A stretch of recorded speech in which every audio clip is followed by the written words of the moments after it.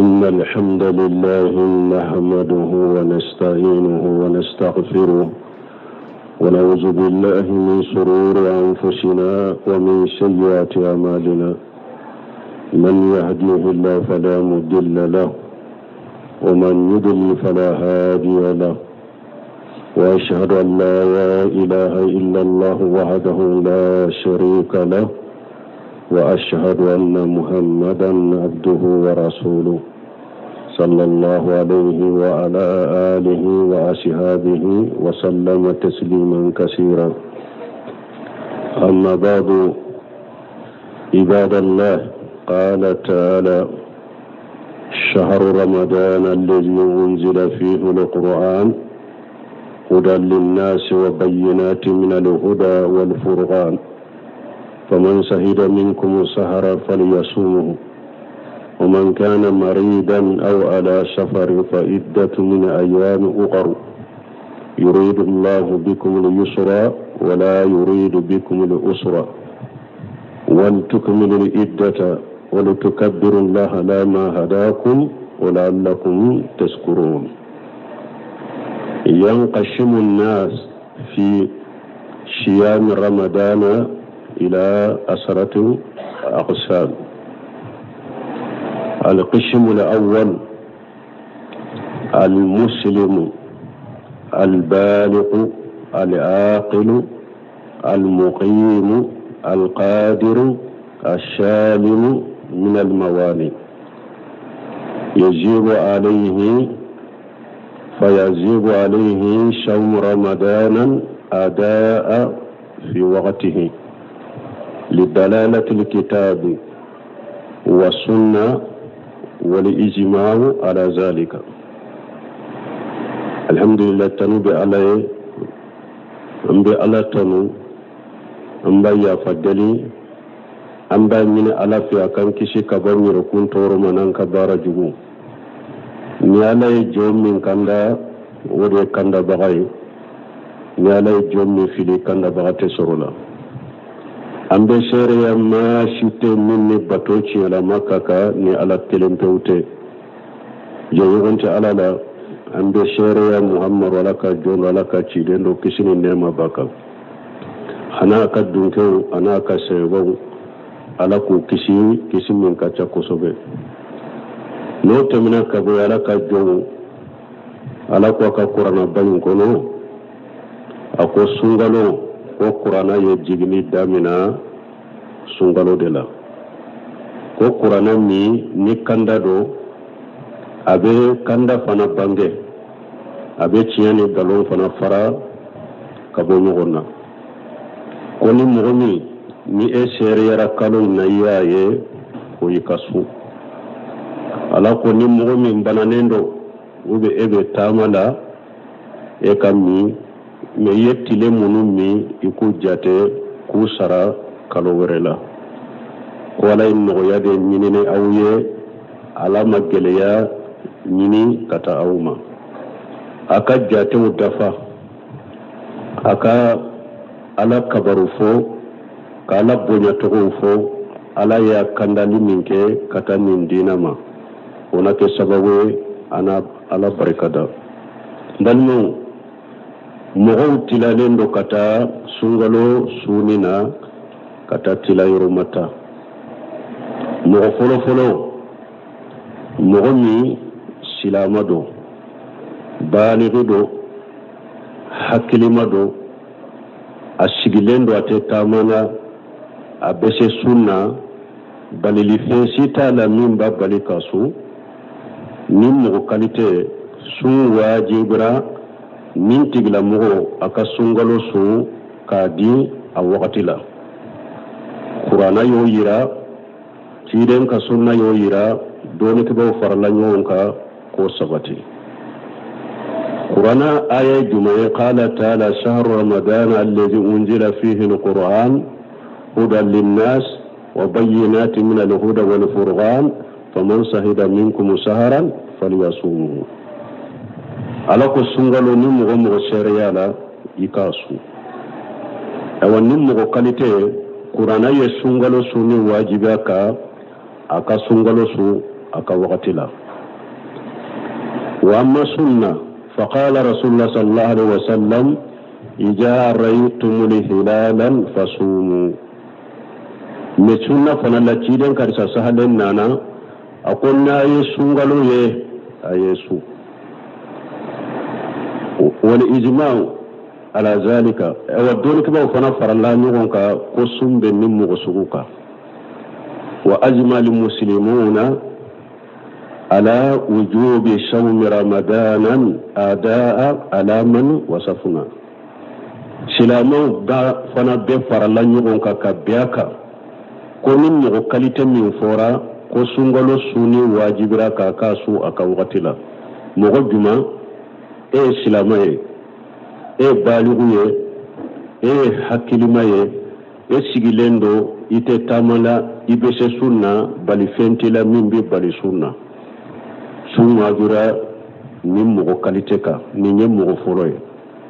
min balmu wa man kafiru fala yajibu alayhi siyam wala yashihu minhu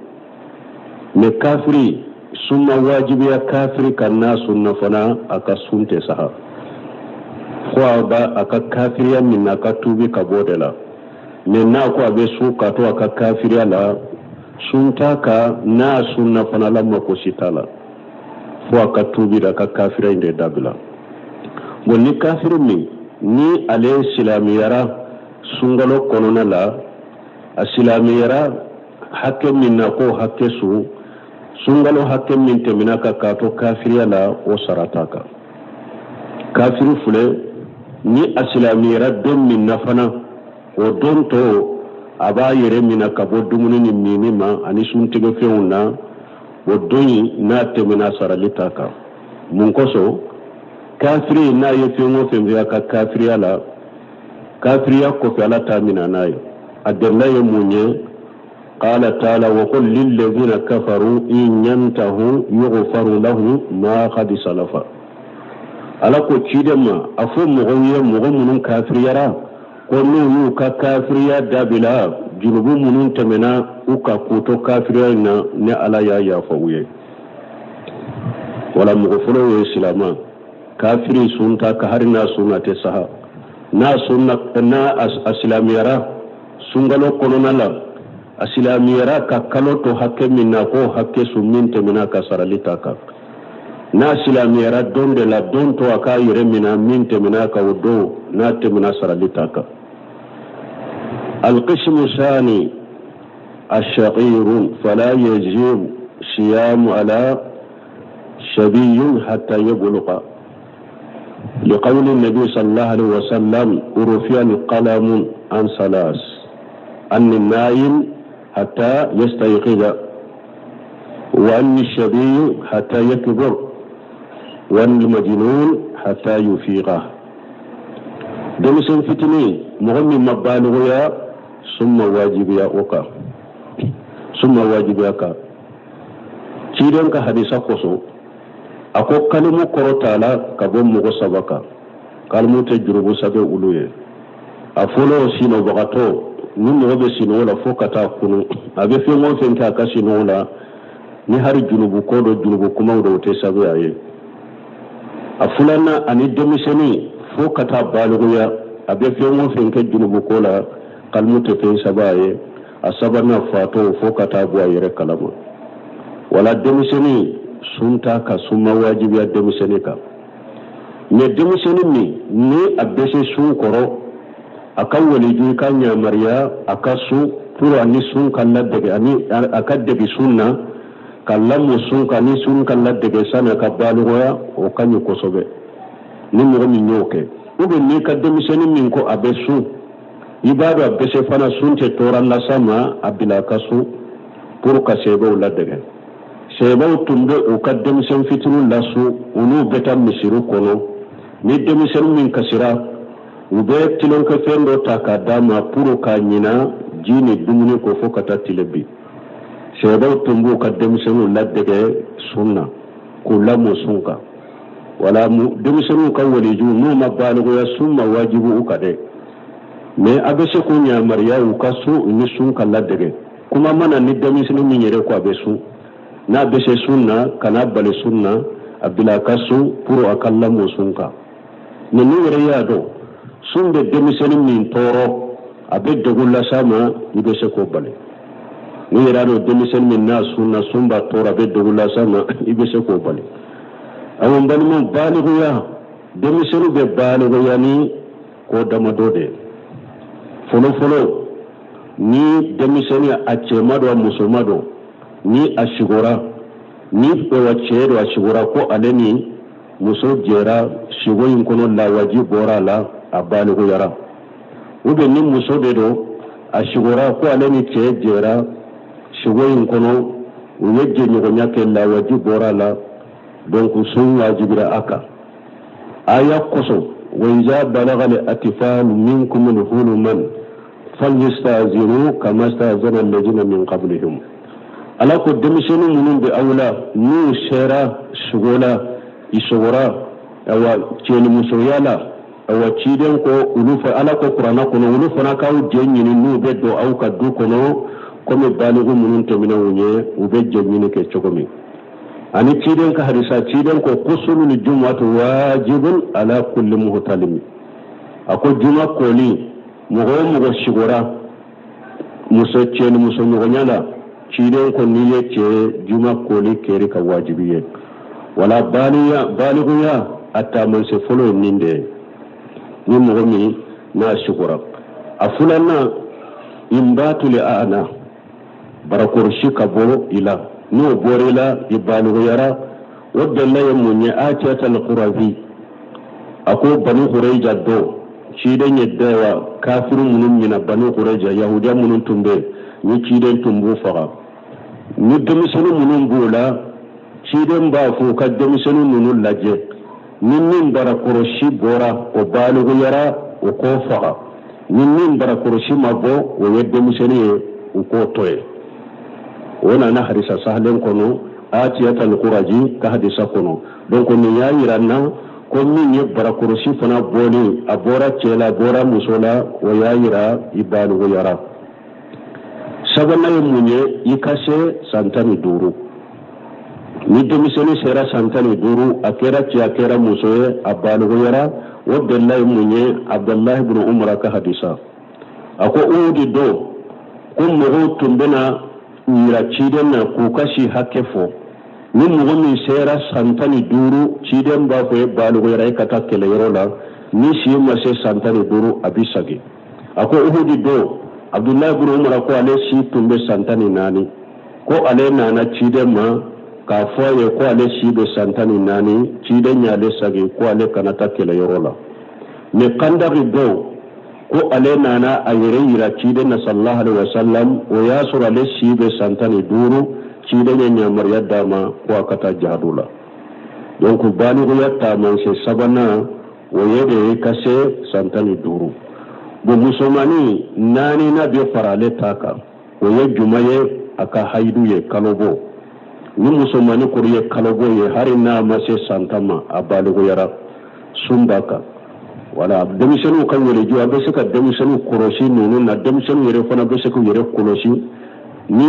cero musodo saba dola kerin sabatira ila sunni ka wajibi de ibalugo yara ni musomani do nani na be fara etaka ni e kuriye kalobo ye hari be sanko nonto de la sunkere ka wajibi ni de mo fulanai sunkola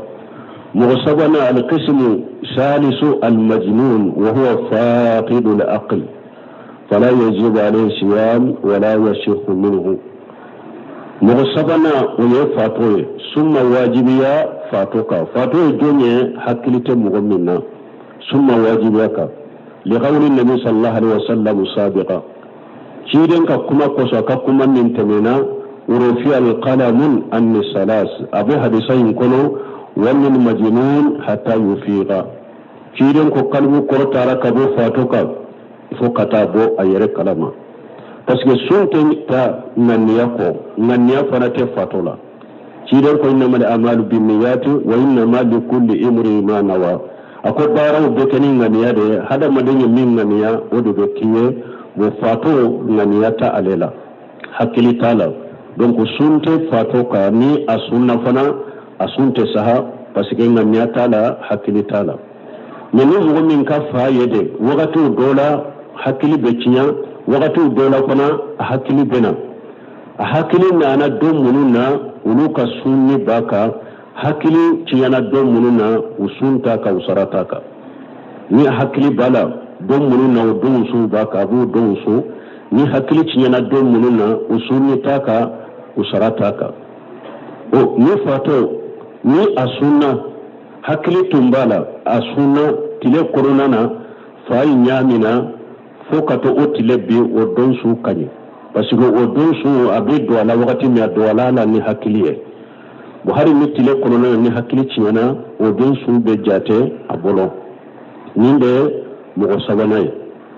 القسم الرابع مغناننا الحرم الذي بلغ الحجيان وسقط تمؤيزه فلا صيام عليه ولا إتئام عنه لسقوط التكليف عنه لجوال تمؤيزه فأصبح سبيا قبل التمؤيز مغناننا مغنين كرولا فكريا سيرا دغرما أهكلي تغني akera musoye akera che nya korola fo hakili chinyana suntaka mure botaka nimma korosugu koroya sababu la hakili nyerete tuguni wa sunten ninka mure botaka parce que minye sharia ka taklifu e sharia ka bara o binendo ka bwaka parce que hakili tala nin kera komi demisen fitini chogo ni sunte demiseni ka chogo mi awa nimma korosugu fana min korola fo hakili chinyana akera muso koroba akera chokoroba suntaka mure botala sunsarataka parce que hakili te mais na ya soro makurumi waqtu dola hakili bena waqtu dola hakili bechinya donc aka hakili bala waqti mununa abosu ni hakili bechinya waqti mununa wasumutaka ninde mugonani nay القسم الخامس مغدورنا الآجز أجزا مستمر الآجز عن الصيام أجزا مستمرا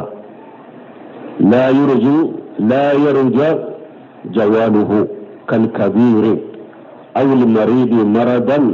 لا يرجى برؤه كصاحب سرطان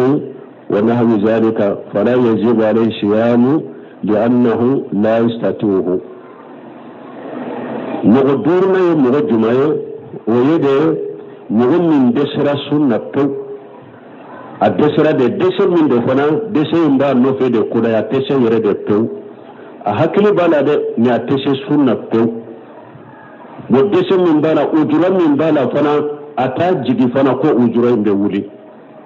مثالي لا چکروبا ube muso koroba a hakili be de min mogo korola sera degre ma tese kasu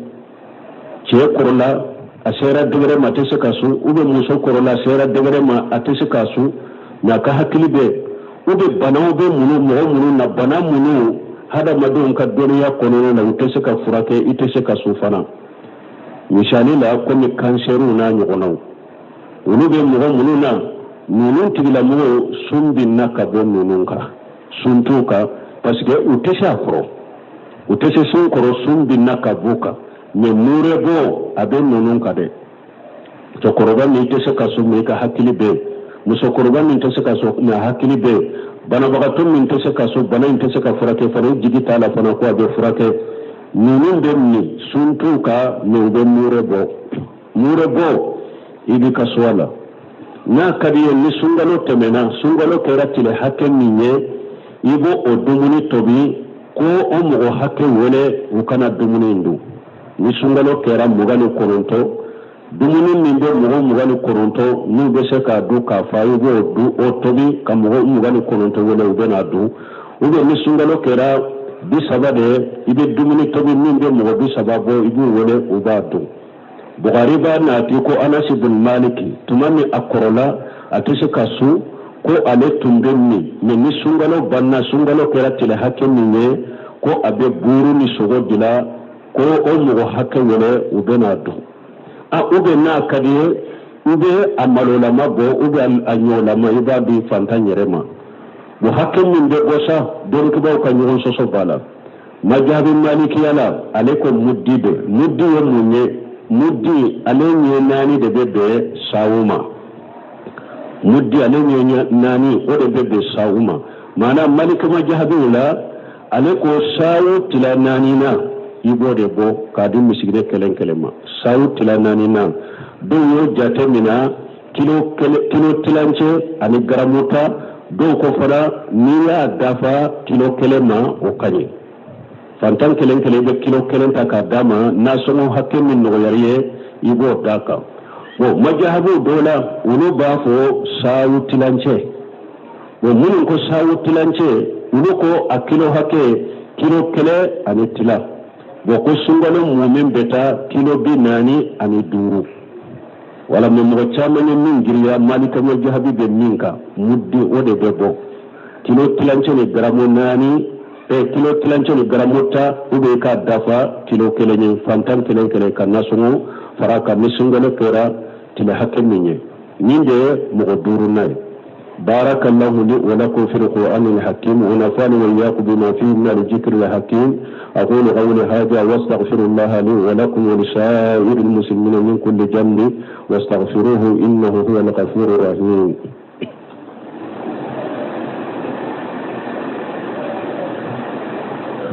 الحمد لله رب العالمين والصلاة والسلام على نبينا محمد وعلى آله وأصحابه وسلم تسليما كثيرا أما بعد القسم السادس المسافر إذا لم يقصر بسفره تحيل على الفطر وإن قصر ذلك فالفطر عليه حرام فيجب عليه صيام حينئذ مغورنا سنغلو سني كباريا لا تامده مغمين بيت تامده دون كبا ويا جاته tama na be kilo bisegi bo ube min be kilo bisegi kakata o to de ko tama mo min kilo hakke ni ona tama o ba fo de ma ko tama de bo sungalo korona na sunna wajibe ika men na ya soro e ma tama kake fereye puri kamide ni mo min tama de puru ka fere de soro nkashe kammi mini haramu ye eka sunde eka wajibiye ni eye tamanke fere de kama purun kashe kammi mini eka haramu ye sunye eka wajibiye o wakati ni numa adabu mini kama tama haju de nane ela ube ye tama dende ye sumbin naka boyka me iye tile hake munini ibe ulu jate de ni sungalo temena ibu sara alaka aya koso man kana minkum maridan aw ala safar fa iddatu min ayyam ukhra eba sarade tamade ne tamade min tamade sugu abio bolina ubala taksi bolina ubala mu'minun be mobile transport la ka mu'u takata yoro la ka doni takata yoro la bedde benin kono min katama yo wakati de ube kudai min be tamade kono ni ko tamade aba bedeta ni min mobile bolina we ani abio bolina wakati de ube tamade la don ko ko ni sungalo nana tile manfe sungalo sunni ka gele ube se kam ni sungalo kono awa nene wakati nana tile munun ka suru nene bala utamato bise ka swatu toro ulubu ka sungalo sara wakati me sungalo wakati koni ni be tama la harin na ya suru ko bada ne be tama de la sungalo koni iye tama dende sumbi naka boyka ibese kamni ni sungalo temena ibasara akera tama sugo ni amadabo koni fere kama katamina bo tama de la hala dama dogo ye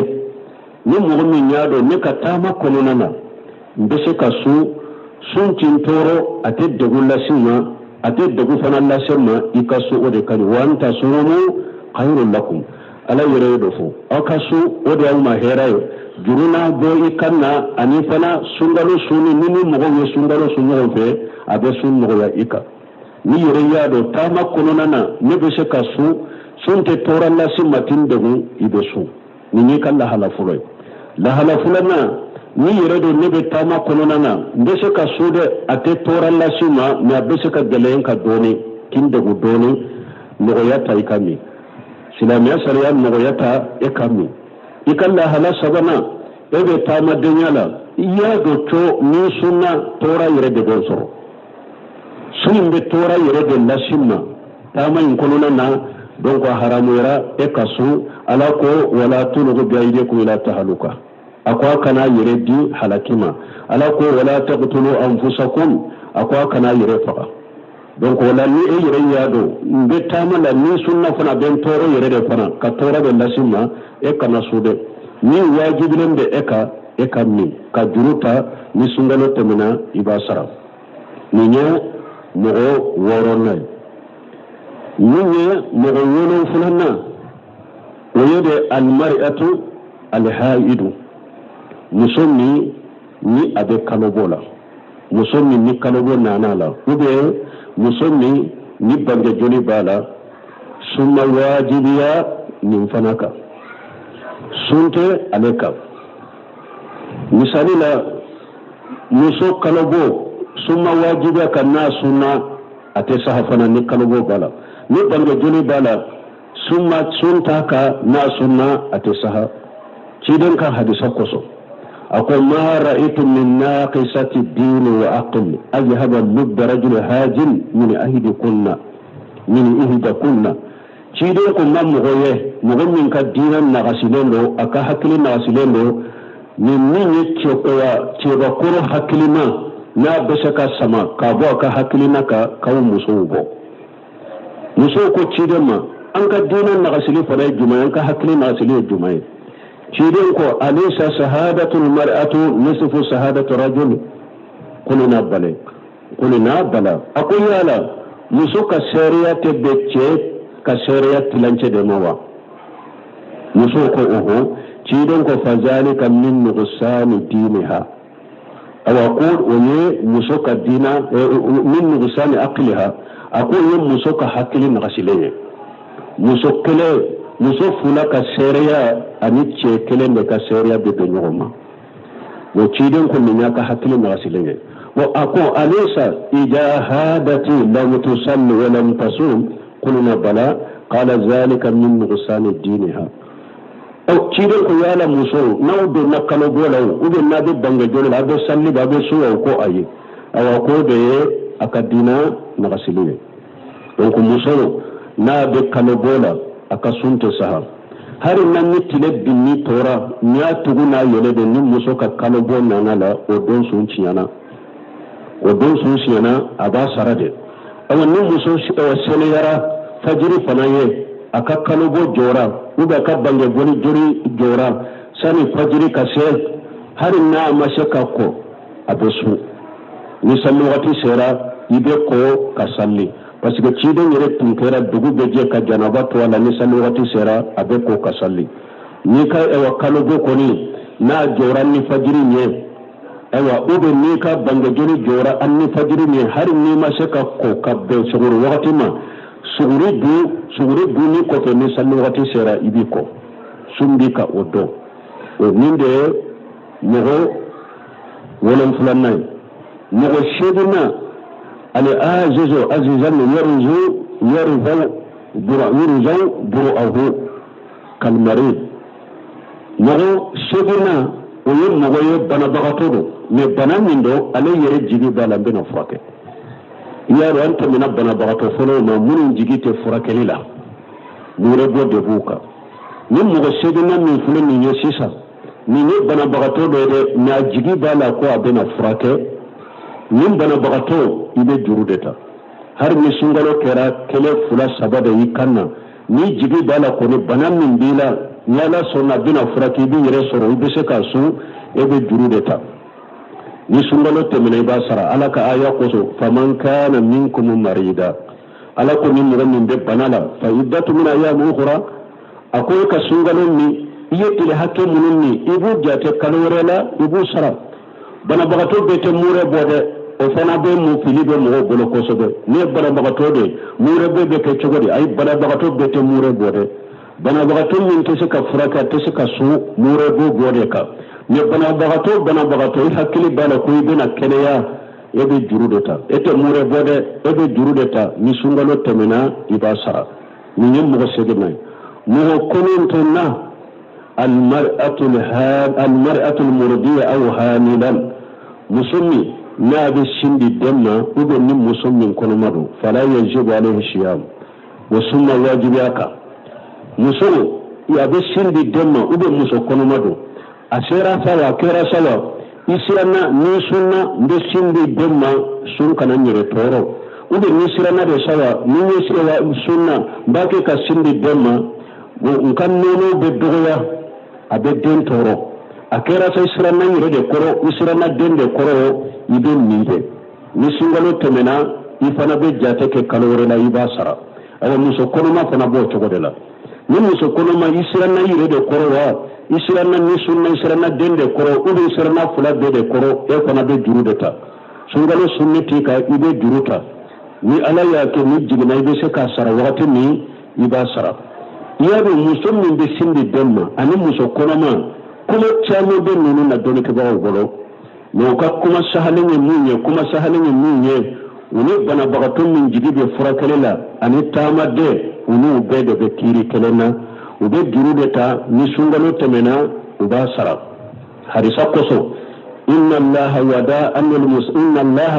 al-musafir satara as-salah وأن المسافر والحامل والمرضي صوما أو صياما كيدن صلى الله عليه وسلم أقول وتامد من يسلي تلانجي على يبي كبو تامدنك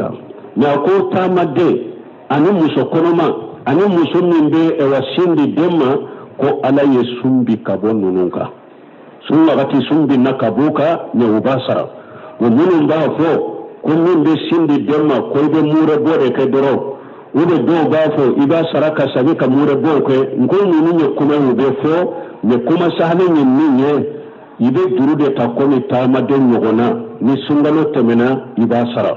musummi ni muso konoma ube ni be sindi demma ni tese kasu ibe durude ta ni sungalo temena iba sara ni dem mo kono to nay al qism al ahsir mo tanna o mo jumaye ويريد من اهتدى إلى الفطر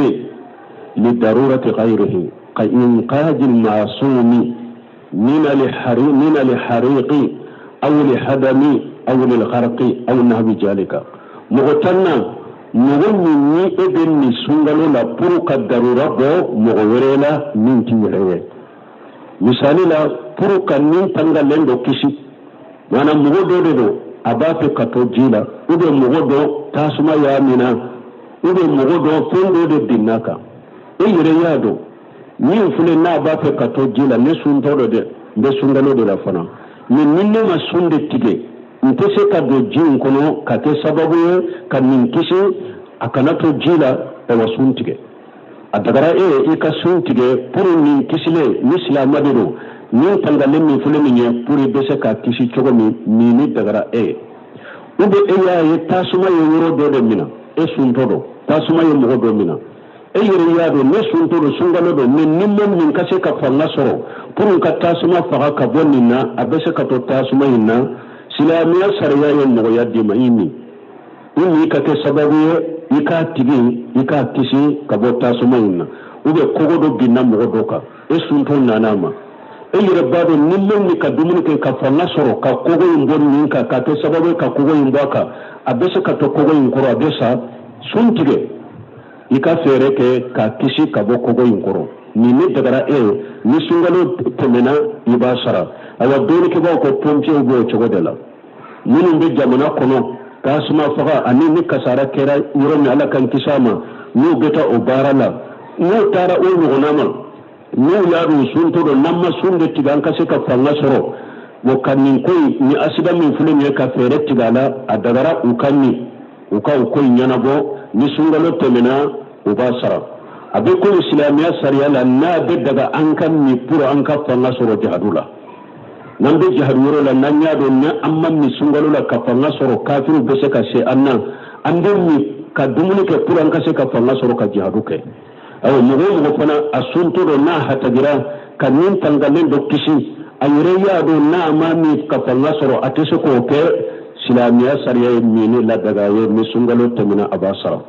donc mo qualité munu ni wa ukbariya to ni kabara yutila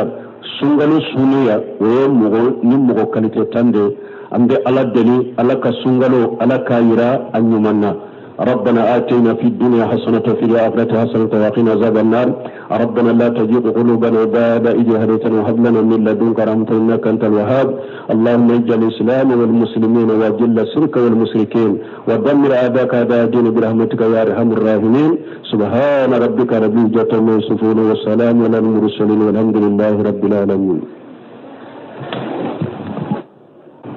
إن الحمد لله نحمده ونستعينه ونستغفره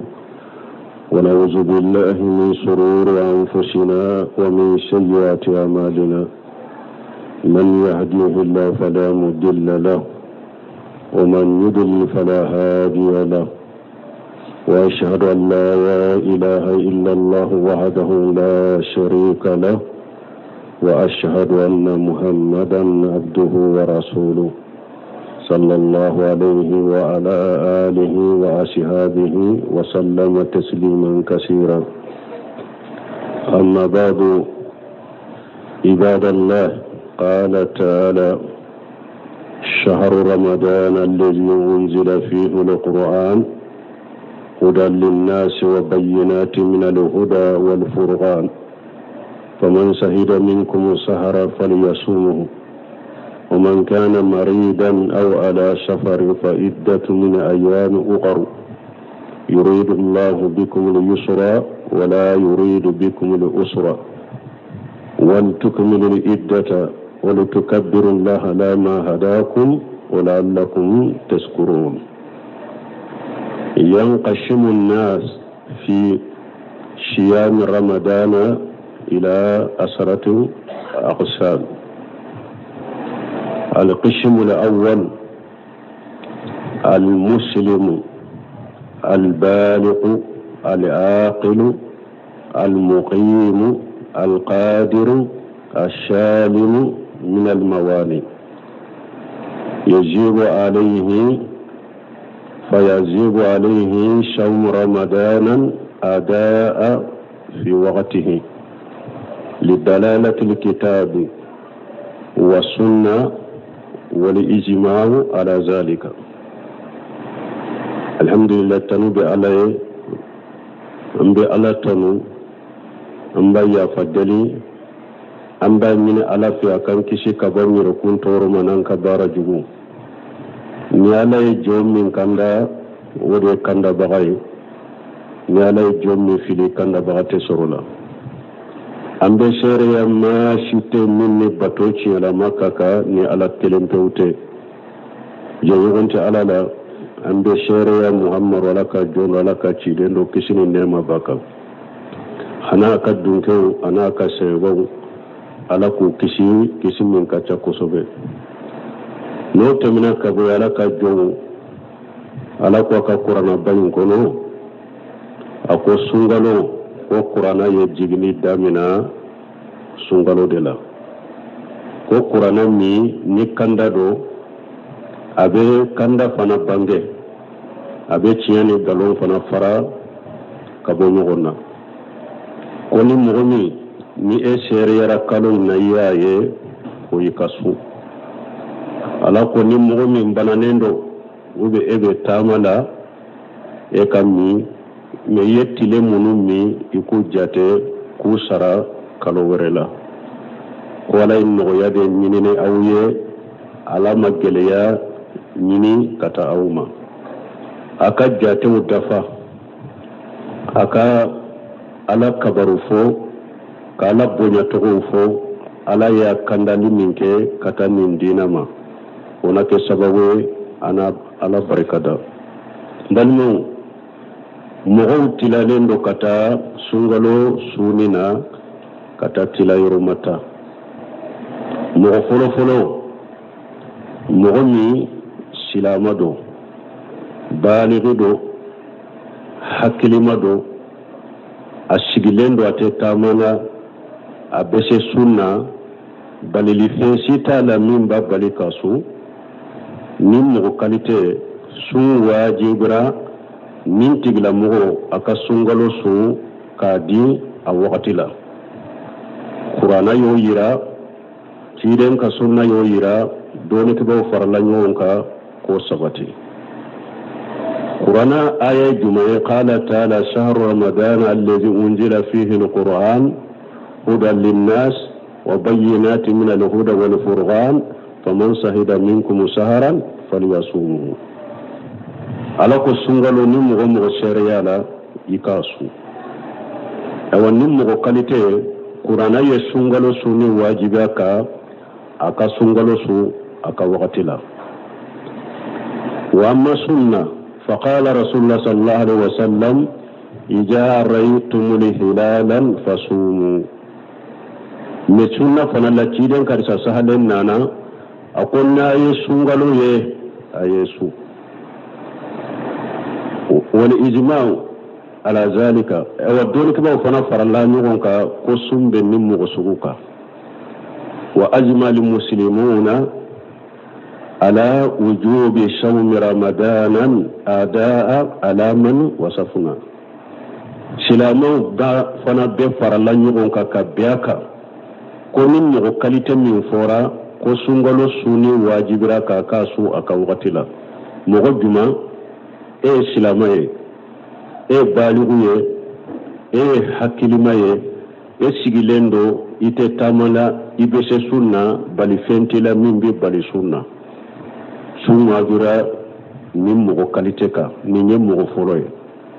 min balma wa man kafiru fala yajibu alayhi siyam wala yashihu minhu me kafiri sunna wajibi ya kafiri kanna sunna fana aka sunte saha ba aka kafiriya min aka tubi ka bodela men na ko abe su ka to aka kafiriya la sunta ka na sunna fana lamma ko sitala fo aka tubi da ka kafira inde dabila woni kafiru min ni ale islamiyara sungalo konona la islamiyara hakke min na ko hakke su sungalo hakke min teminaka ka to kafiriya la o sarataka kafiru fule ni asilamiyara don min nafana o don to aba yere mina kabo dumuni ni minima ani suntege feuna o doni na temina saralitaka mun koso kafiri na yefengo fembe ka kafiriya la kafiriya ko fi ala tamina nayo adalla ye munye qala ta'ala wa qul lil ladina kafaru in yantahu yughfaru lahum ma qad salafa ala ko cidema afo mogoye mogo munun kafiriyara ko nu ka kafiriya dabila junubu munun temena uka kuto kafiriya na ne ala ya fawuye wala mogo folo ye islama kafiri sunta ka harina sunnate saha na sunna na aslamiyara sungalo konona la aslamiyara ka kaloto hakke minna ko hakke summin temena ka saralitaka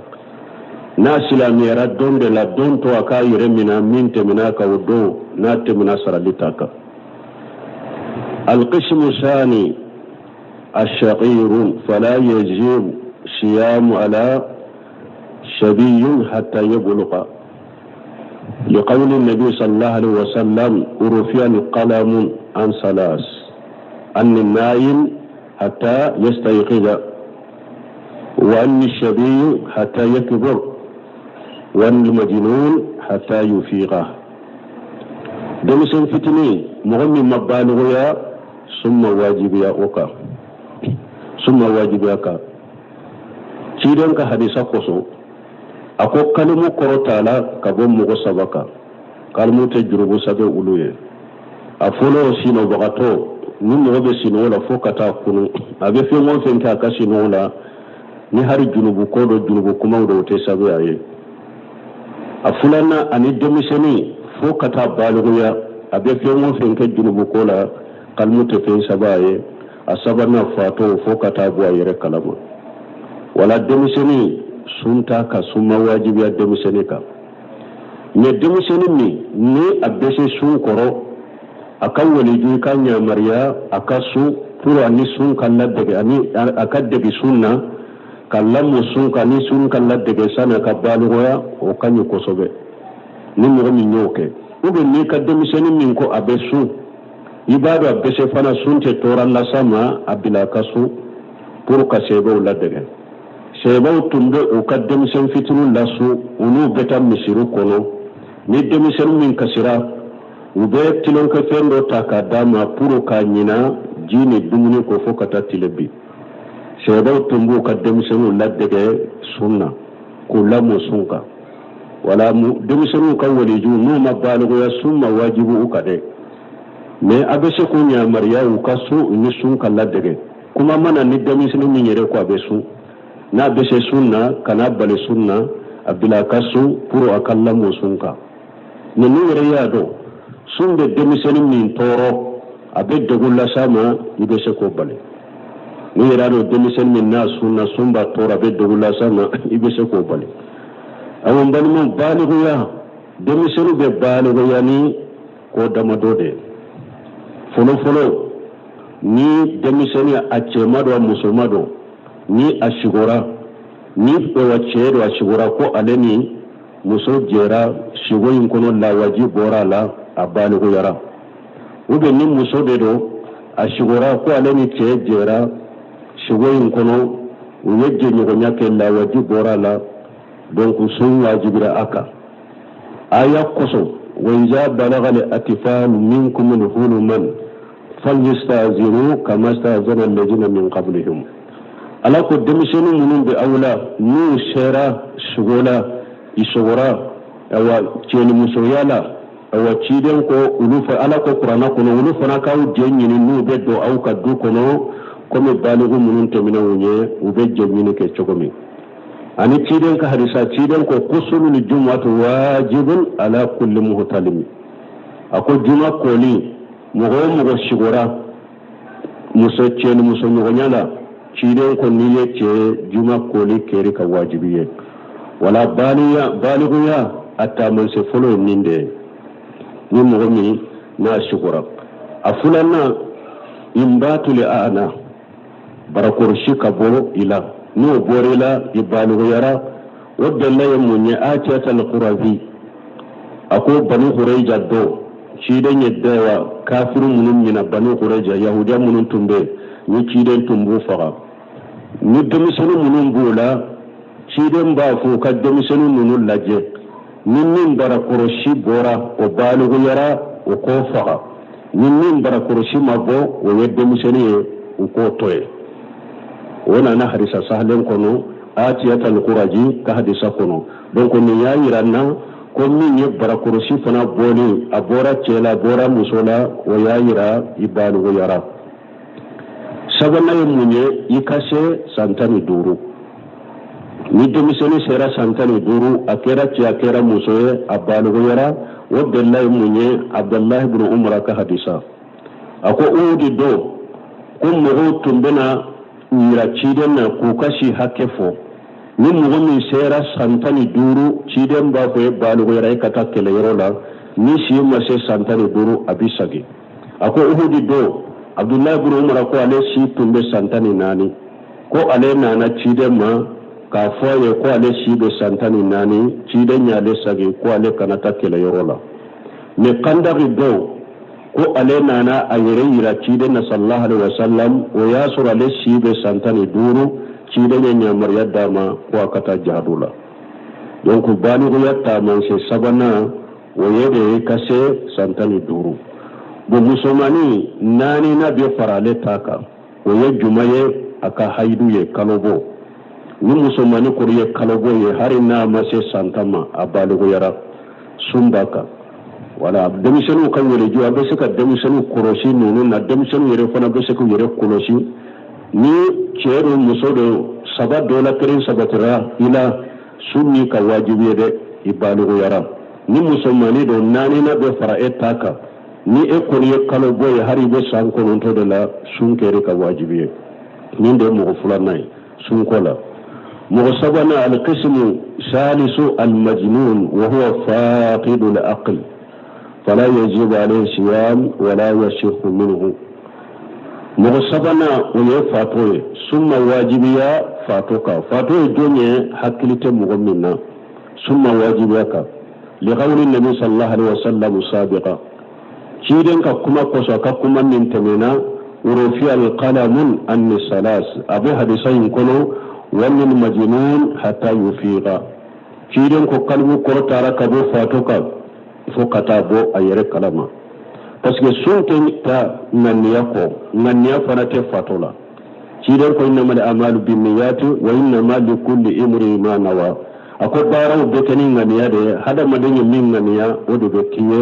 bo fato nganiya ta alela hakili tala donc sunte fato ka ni asunna fana asunte saha parce que nganiya tala hakili tala mais nous min ka fa yede wagatu dola hakili be kinya wakati dola fana a hakili bena a hakili na ana don mununa uluka sunni baka hakili ciyana don mununa usunta ka usarata ka ni hakili bala don mununa don su baka abu don su ni hakili ciyana don mununa usunni taka usarata ka o ni fato ni asunna hakili tumbala asunna tile korona na fayi nyamina fokato otile bi o don su kanye parce que o don su abe do ala wakati mi do ala la ni hakiliye bo hari mi tile kono ni hakili ciana o don su be jate abolo ninde mo sabanay al qism الرابع نحمده ونستعينه ونستغفره ونعوذ بالله من شرور انفسنا ومن سيئات اعمالنا من يهده الله فلا مضل له ومن يضلل فلا هادي له وأشهد أن لا إله إلا الله وحده لا شريك له وأشهد أن نبينا محمدا عبده ورسوله صلى الله عليه وآله وصحبه وسلم تسليما كثيرا يا أيها الذين آمنوا اتقوا الله حق تقاته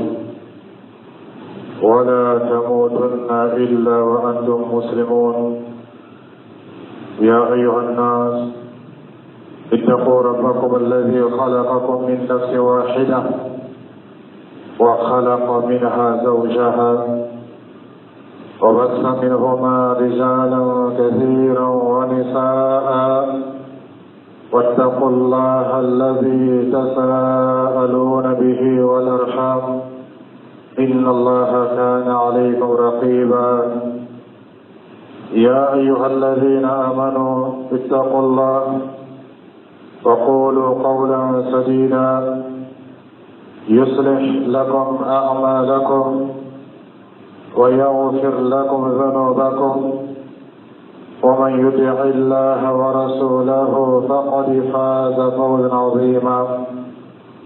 أما بعد فاتقوا الله عباد الله وتزودوا فإن خير الزاد التقوى عباد الله إن هذا الشهر المبارك الذي طالما يتحدث عنه المتحدثون ويراقب فيه المراقبون قد أشرف على الأبواب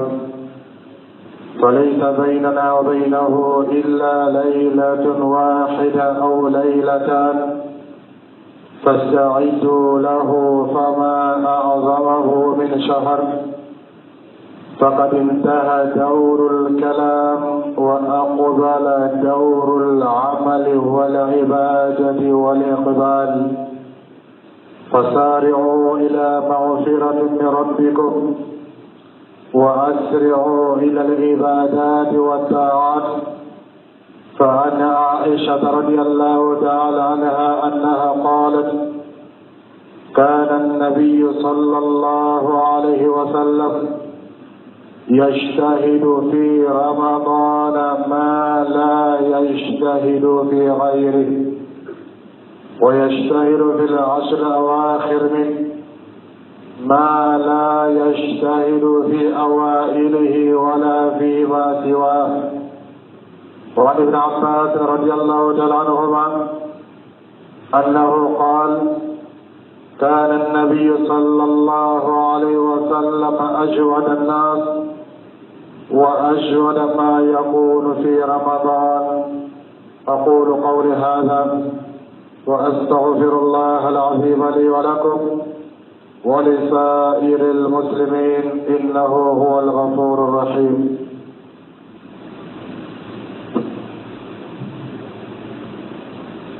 الحمد لله وإسلام الله تعالى أيضا عليه السلام سلامه كارو بلبل من قوت من فلا أينا كبين واتجا وكارو كمان سلا كأقوال لبو أسرنينا كارو من قوت من فلا أينا كونجل مكفر كارو نسلا كابا أسرنينا كارو من قوت من فلا أوينا كوني كارو ناس دونا أرجنا مودا سيجي بيتاين جهنم بونا ورون لا بيتاتو كارو نسونيانا ده فويتي أنا كارو نجيفو سوكلي والما مير كادو كاتم أوكا ودما سلامو فوي ما توفو كادو فرجيجالي كاكينيا سنبارما نكمالو شياما فولا أولا ni karano shia mankela ola ni wala lilo shia mankela hoy mato muka sarake mawle bin na kasro kumala mawmi ka kumal la baraka barake ala mawle bin na kasro wajulila mawmi bi bolo ke fenkeri la folaki minke ka fentoi afolaki mintoi ni mɔgɔ la baara siyayala o tigilamɔgɔ la kuma bɛ dɔgɔya kuma waati banna waati baara waati de bɛ madonna silamɛw o tuma fɛ a ye jija a ye labɛnw kɛ ka nin kalo belebele kunbɛn ni Alahu Taala ka wurafɛla bila an sen kɔnɔ an bɛ filɛli kɛ ka fɛsɛfɛsɛli kɛ yala kalo yela wa n'an yɛrɛ ɲa lala a kan an bɛ sun don sini an b'a ɲɛfɔ mɔgɔw ɲɛna n'an yɛrɛ ɲa ma lakan n'an fɔra an ɲɛna ka fɔ mɔgɔ dɔw seriyala a ma jamana kɔnɔ hali n'a y'a sɔrɔ o kɛra mɔgɔ kelen ye mɔgɔ min ye silama bɛrɛbɛrɛ ye n'o kibaruya sera an ma a bɛ diyagoya an kan an ye sun don sini cire ko de fɔ sallallahu alaihi wa sallam صوموا لرؤيته وأفطروا لرؤيته أي سمر الدمنا نكارو يلي أي رئي سمر الدبلا نكارو يلي وقرأي ناس ركارو من بيكا كونغو أنيه وسلا تلموا أني كورولو وصويا قدس لبو نانتلو دونا شبريالا كبوكارو يلا جمنا فان foyite ɲini an fɛ f'an labɛn ka sɔn don sini o ye an ka sunkaro belebele daminɛni ye o ye nafila selibagaw olu ka nafila seli daminɛni ye kuranakalannaw olu ka kuranakalan ka dɔ fara na o ye o waati daminɛni ye ɲumankɛlaw ani furuserew olu ka furuseriya ka dɔ fara na o ye o waati daminɛni ye k'i mabɔ duniya la a n'a kɔnɔfɛnw k'i ɲɛsin Alahu Taala ma i dusukun ni farikolo la o lɔgɔ bɛ mɔgɔ minnu la n'a fɔra i ɲɛna tile benni kɔfɛ ko karo yɛlɛ jamana kɔnɔ o ye olu ka baara daminɛni ye o tuma silamɛw waati bɛrɛ ti ani wulafɛla cɛ n'a di Alahu Taala ye nka ni tile nana ten ka se saafo waati ma ka janfa fo ka taa se sɔgɔmada ma andolo madu ala ka fɔ ko karo yela jamana kɔnɔ mɔgɔ si ma sariya a ma hali n'a y'a sɔrɔ kɛrɛfɛ jamana dɔw k'a ye kuma tɛ jamana jan dɔw ma hali n'a y'a sɔrɔ olu k'a ye a tɛ fɔ an n'u ɲɛna k'an ye sun don sini an n'u tɛ sun don kamatɔ ciden ko de fɔ an ɲɛna sallallahu alaihi wa sallam فإن غمي عليكم فإن غم عليكم فأكملوا العدة 30 tumana mina ni ay ka karo nyini tile mwani korono na lo urafela la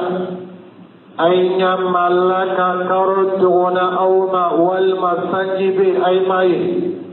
والما كبنغبي مغمشير يكرما كاي سمر ما كنت تفتل بسبلا والما أي سمر تفتل بسبلا يصر سمر اللبالو قد وسلمو نشريا ما كارو يلما أمي سينيك سمر ما كنت تفتل بسبلا سينيكنا سيغاتي سينيكنا سندونا كارو يلاتي siningene sungaru doi karu yaramai pi siningene sungaru doi nati ala alau ta'alai siga bin mina yala bidda mina sinima wal ma bidda mina siningene ma agla islam wati suruyana amma Aisha radiyallahu ta'ala anha aliku amma kana an-nabiy sallallahu alaihi wasallam akun chide tu kelanne mani kisibe ama misabo koko kana okore ka vokat me ko to ke kala shaya amma ke ka ta shaya kile shab lama tada ko mi ke shaya kile shab la te boko kana ako chide to gala sallallahu alaihi wasallam abi para mi ke kala shaya akanyina maya kono wali yashtahidu fi ramadan ma la yashtahidu fi ghayrihi abi jijale min la ayreka patu bolo masumaru la atunde onyo ke karoto la chiri sallallahu alaihi wasallam to jijale no patu matumade kani sumaru tamna na dobe fara aka chiri sallallahu alaihi wasallam admin nafla sili watu la sumaru te wati mula tumado la abise kalleri nani kasiri la sube tumadola abise kalleri woro ke nafla siri la sufe tumadola abise kalleri sigi tamayira ke nafla siri la sufe uyasro sumaru te sumaru matamina amba Aisha radiyallahu ta'ala anha ako chide tibe jijali me ke nafla siri la wati tola ni sumaru jamina na abito fara oka abe wati min ke nafla siri la sungaru la o kashiya katime atbe min ke ala wati tawla adoti min ke ala wati tawla salamu o dogo yamandi kadwe lerin nani tamayira ka sukona o tbadi sungaru tabnana abake togodi o karu bile bile bile abon islamu chile sallallahu alaihi wasallam adme qur'ana karantu ma pe nani sungaru tabnana tobe para ala qur'ana karaka وقالوا بلبل لبن أنجمنا الإسلام ولقد جبريل عليه الصلاة والسلام عليكم من أصيص مرد من نصوص أبينا جيد ما صلى الله عليه وسلم وبالقرآن كران كران يوم بلوفو كتاسي قرآن اللبابا وتوسلم جيد صلى الله عليه وسلم أدبي جامع سبحان الله فولا كارو دولا نسو مرد من أبي دون فرأوكا admi alhamdulillah fomi ke karo to ni sumaro tamina na abidon fara aka admi allah akbar fomu ke karo to la ilaha illallah wahdahu la sharika lahu lahul mulku wa lahul hamd wa huwa ala kulli shay'in qadir admi ofo umu ke karo to ni sumaro sila admi to fara aka istighfaru kayafanyire alaw taala fe katibi kata alaw taala ma atume umu ke karo to ni sumaru sila atume don fara aka atume ala ko se karo to nafla buluma kama so farida dance ini lo dote fara oka atume mu ke atume jijali mu ke nafla buluma karo to ni sumaru tun damina na chide tume don fara ataka yala ili bini bonyo ya chide masumaru lawa sallallahu alaihi wasallam yala ni sumaru sila dobina farili kache sirli kawa ki bonyo ya chide ma sallallahu alaihi wasallam wal mali sumaru tamina na idwe nyami ma ibina tutewa mi kela te heresha mantalala kitu mi rekaju oka teme oka idwe nyami manjuma yala ni sumaru sila do yebo ula ala nisi okuna mbuya ya suguyama amba Aisha radiyallahu ta'ala anha akoni sumaru to damina na chide sallallahu alaihi wasallam abi tofra akanje sirle ka patu buluma فقدات سنغر تلموما أقول كان يجتهد في العشر الأواخر مما لا يجتهد في غيرها أقول سنغر سنة تلموما أتصل تلتلب من بأو يجد بدغر فرججل كنتو كم فرا أدو كم من دمن السنغر لا وقصدوا واتي سنة تكون دابل كي لما بسري كنو أبي تيجي سكونو لا كي لما بسري كنو أبي تيجي أخرو مسولا سكونو كي لما بسري كنو أبي مابون صحابة ولا كي لما بسري كنو kakawati ton bekere kere batu kekama ka do farajijali na adwemmin kela ka kongo sumaro do tile dallabaya yala ile bine bonyo ya sire mawa sire do sallallahu alaihi wasallam ali tagabulu bela nyumai ni mu'min tuguna ko be kuna dia soro abdullah ibn abbas radiyallahu ta'ala anhuma ali fana daira ko sire to kala sallallahu alaihi wasallam ajwadan nas Chide nyom funu sere tuti chide ka funu sere ya tuka boka teme akasoni tuka boka teme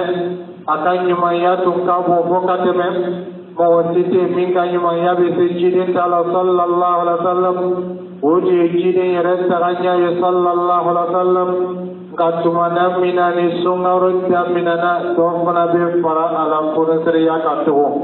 yala ile bina kede sungaru lawa Odu Islamau kan tertib bile dole sungaru ayeji ya batu kalima Bogo jojol lebe sungaru be tamina kajilumon syamantu ulula sungaru be tagaballu minam Uyasur alahu ta'ala ya fala ulu julumun temeni pema ami alahu ta'ala dali ala ke ujama kurudoi Bogo dobe sungaru be tamina kata surali manayal lambuti anilo Sungaru be tagama wati mina uyasur alahu ta'ala kasya mamro kalli manayaka amalahu ta'ala dari ala kalli manayajiri wati kiling-kiling bela kapulu pakiling para sungaru taga Odo otome uluni alahu ta'ala chela tungka janyona ka sababu yake ula ala sosai ulu ko nyasi alahu ta'ala masungaru la alahu ta'ala kamuda dayire ulu ye ala fara ala kamojemoka Odu Islamau ayai jatuh ayai kawati lah sungaru te wati mikadan kacien hakili mabulu ikadan kan nafasoro ikawati kiringile bela sungaru la sungaru te geren sigi wati kafo ameti geren dadola kaparuke sungaru te fuli bambali ke wati kafo meta visiti la maodo vegata ke parul langulu ye ote sungaru wati Sungaru te wati kakaka Allah soso wati mina Allah asro ala kakaka soso wati sika sungaru fana bulu bakili kakaka to oka Sungaru kakaka ke wati ibulu farukulu yorobbe binyasi alama asiku bela ikana fui tui satule bisika minge Inne bisika badu suke Ijiyati nebla akili bekeli la kere libulu masungaru la Inya be badu suke ani tulu bisika badu suke Ijiyai farukulu yoron kili beyi kefe suya beke bagai Badu bundala abisika minke tumana minali sungaru daminana Kumawati bana selama ubaraka wati lesela ni wajori lo oshama kelangal la yini mi wajori ko fe woli bara ibara wati sila ni kawani lo oshama nyafola la yini mi kawani la woli ka bara ke ala bara wati sila ni mu'min man nafasro kuma temenula otigla mu'tina nafasro kuma labaula funi ala wudra hina mu'mina ni mu'min masungaru nyasi wati temenula Otigla mawati nasika sungaru nyasi fune Allahu ta'ala kademe abe wati minante kuma wati le abe para wati le la definitely lasilo Allahu ta'ala betu manabina ni para wati sela ikadi Allahu ta'ala yenyabima Allahu ta'ala manabi ala ko bunda jaile iye kabe olema ikasro Allahu ta'ala la nyabima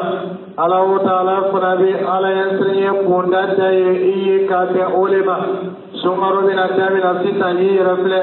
yala itme nyamima kunu alniwe nyamima bi yala kakawa yala do farale kala yasra ka tuwana min sumaru damina nawa yala do farale ka nafla sini ka tuwana min sumaru damina nawa yala do farale ka qur'an karaka yala do farale ka singi tuka yala do farale ka wulu bagal labatuka yala do farale ka nyuma yaka ka nyati islamoma yala do farale ka singi tuka yala do farale ka furu labatuka yala do farale ilahiya ka wahi rasle ibinya jumama Allah Ta'ala ka sun farjaya an ka komi ko ka ko fayna la'allakum tattaqun abi se ka ke alayre bagayya bima do be se ka fara o ka alayre ka nyamima o ka le bina bon islamo e mu'min ka yara yin yataki abulu akana mo se jarani ko ayala ko no te mo do ka sambe la soro ka ba mo do bi ulu kala bet fanilu mo do bi ulu ka juzu ta min karam bi sunina nafla ko bi sumaru taminai ulu ko dancing kaba ulu ira printer be sud tamina na obo ka programu tamina odo be ulu ka sondo na usundere bonya bima ulu ko programu ke kaba ulu koroto ne be sumaru tamina na obise ka to maro ka furusriya ka nyabima odo be kawati famba ke pisri kono o programu la benbe ulu bulu kaba ulu ira koroto ni lo suye ko jona ay ko sumaro sela urubo ka programu damina odo be ko ire te ko de ke ka bon neti la ka neti la yoro janki ma bon neti la fatinya ako wati mula ulu do kelbe ko programu dabla ko programu blakaba ulu preseni no ko yala ko karu be na yewa amma ka programu damina ka ba to telefoni be ke sababi ka mo shama ga wati che ama na Allah Ta'ala ma mu'min be sababama ado irafana bo ta ke ala sosola ulu la be ki ma bon netira pura ke la ala ko be fami netira ulu la be ki ma bo communication shiamana na fati communication mola ulu be fe ko iro communiquer ala batola ulu be fe ka ala Ta'ala ko no yoya ulu la be te ka mo ka appel reçoit ulu la be ki nyati ala Ta'ala le bayyana ala Ta'ala be ulu kuma kan la mewa ulu la be te ka wuli bambari ke ka nyasi mogoma puti nyamigo ulu la be ki nyati ala Ta'ala le bayyana ala Ta'ala bi na ulu ka wuli lawa ulu la be be ulu te foi ma ko na fo aye ko ko karo yela ulu ti me ko le ma ko ni ala Ta'ala do ma ki ti karo yela ulu oni te ma ko ni ke to ni sini tere ko ni bina ka ba ulu bo ka programu tamina ulu ma ko te ka ko karisa ka karo wal ma karo mai ka ma toro songoro ma ko ta bala be bi saba na ya toro do ti le bolo ile kile le be ko fe na be to ta kala ka ba ile le be retar la no te mo shama ka nya pe la toro ile le nyina na ira ko no te mo shama jambi ayra na ile le nyina na kiyama ko no te kiyama nyina na ulu te suro wala de ile le ti ra kala ba no te do be ulu ko no le ile le be ka suro ko tambali la folo no te do be ulu ko na amena ko do be arijina yara ma ko be ulu la arijina bo ulu wala ko karisa ko ameni ma ko na tibe mole kere ko yala kiti na tewa woto be ile kire be ko fe ni ka barai ma kai ala Ta'ala taru ni yara manyu ma ke ikara mo si jara ke fu yara ko ja ala Ta'ala ka ko ya kire kire dalangena ma ya aye muy mango ko ma wati sana ansila para wati ma ربنا آتنا في الدنيا حسنة وفي الآخرة حسنة وقنا عذاب النار ربنا لا تؤاخذنا إن نسينا واخطأنا ربنا ولا تحمل علينا إصرا كما حملته على الذين من قبلنا ربنا ولا تحملنا ما لا طاقة لنا به واعف عنا واغفر لنا وارحمنا أنت مولانا فانصرنا على القوم الكافرين اللهم صل على محمد وعلى محمد كما صليت على إبراهيم وعلى إبراهيم اللهم بارك على محمد وعلى محمد كما باركت على إبراهيم وعلى إبراهيم إنك حميد مجيد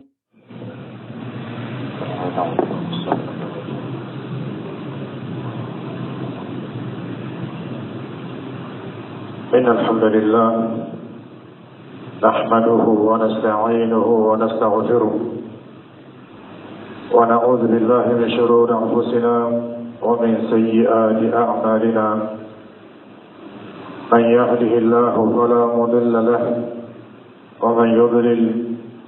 فلا هادي له، وأشهد أن لا إله إلا الله وحده لا شريك له، وأشهد أن نبينا محمدا عبده ورسوله صلى الله عليه وآله وصحبه وسلم تسليما كثيرا. يا أيها الذين آمنوا اتقوا الله حق تقاته ولا تموتن إلا وأنتم مسلمون. يا أيها الناس اتقوا ربكم الذي خلقكم من نفس واحدة وخلق منها زوجها وبث منهما رجالا كثيرا ونساء، واتقوا الله الذي تساءلون به والأرحام إن الله كان عليكم رقيبا. يا أيها الذين آمنوا اتقوا الله وقولوا قولا سديدا يصلح لكم أعمالكم ويغفر لكم ذنوبكم، ومن يطع الله ورسوله فقد فاز فوزا عظيما. أما بعد فاتقوا الله عباد الله، وتزودوا فإن خير الزاد التقوى. عباد الله، إن هذا الشهر المبارك الذي طالما يتحدث عنه المتحدثون ويراقب فيه المراقبون قد أشرف على الأبواب، فليس بيننا وبينه إلا ليلة واحدة أو ليلتان، فاستعدوا له فما أعظمه من شهر. فقد انتهى دور الكلام وأقبل دور العمل والعبادة والإقبال، فسارعوا إلى مغفرة من ربكم وأسرعوا إلى العبادات والطاعات. فعن عائشة رضي الله تعالى عنها أنها قالت: كان النبي صلى الله عليه وسلم يجتهد في رمضان ما لا يجتهد في غيره، ويجتهد في العشر الأواخر منه ما لا يجتهد في أوائله ولا فيما سواه. وعن ابن عباس رضي الله تعالى عنهما أنه قال: كان النبي صلى الله عليه وسلم أجود الناس وأجود ما يكون في رمضان. أقول قولي هذا وأستغفر الله العظيم لي ولكم ولسائر المسلمين إنه هو الغفور الرحيم.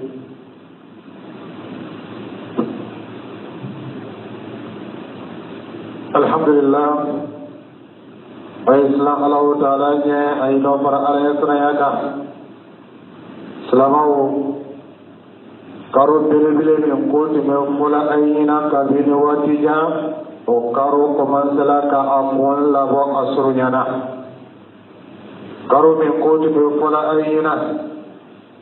ko julmu kafare karu ni siranda ba asrunyana karu min koti me mula ayina kone karo ni nasona argena boda segi beta ine jahanama boda uron la beta to karo ni sonya nada foiti ane karo ni ke fo sukele wal mamira kado kateme oka od maslamo foi ma to foka to fara jijali ka kinya timbarama ne kumalo shia manfola ola ni karano shia mankela ola ni wala lilo shia mankela foi ma to foka sarake mawle bin na fasara kumala mawmika kumala baraka baraka ala mawle bin na fasara wajulillah